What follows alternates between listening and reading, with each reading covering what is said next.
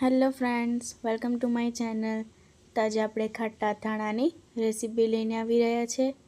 તો આ અથાણા ઉનાળાની સિઝનમાં બનતા હોય છે.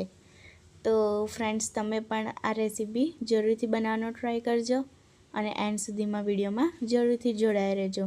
તો ચાલો આજે આપણે સરળ રેસીપી ઘરે જ બનાવતા શીખીશું. તો એન્ડ સુધીમાં વિડીયો જરૂરથી જોજો. તો ચાલો હવે આપણે રેસીપીને સ્ટાર્ટ કરીએ.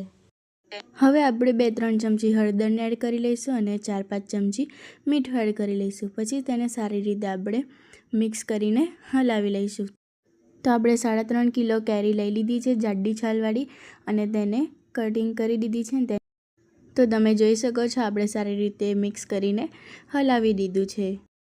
હવે આપણે 1 દિવસ સુધી તેને આપણે ઢાંકીને સાઈડ ઉપર મૂકી દઈશું. તો તમે જોઈ શકો છો 1 દિવસ બાદ કેરી સરસ રીતે અથાઈ ગઈ છે. હવે આપણે એક પાતળું સુતરાઉ કાપડ લઈશું. તેમાં આપણે બધી જે કેરી હતી તેને આવી રીતે ગાંઠ મારીને 1 દિવસ ફરીથી તેને સાઈડ ઉપર મૂકી દઈશું.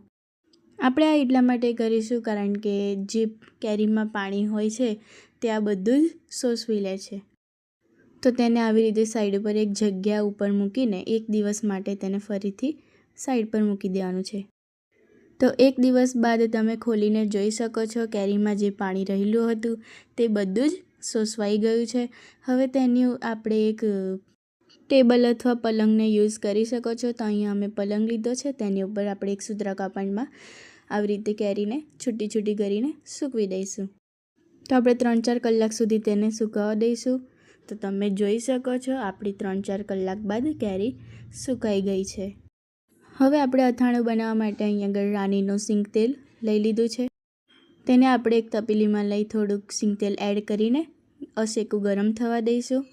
તો તમે જોઈ શકો છો સિંગ તેલ અશેકું ગરમ થઈ ગયું છે. તો તમે જોઈ શકો છો આપણે એક વાડકામાં બધી કેરીને એડ કરી લીધી છે અને ખાટા અથાણા માટેનો સંભાર પણ લઈ લીધો છે. તો હવે આપણે જે કેરી છે તેની અંદર આપણે ખાટા અથાણાનો સંભારનો મસાલો જે છે આપણે તેમાં એડ કરી દઈશું.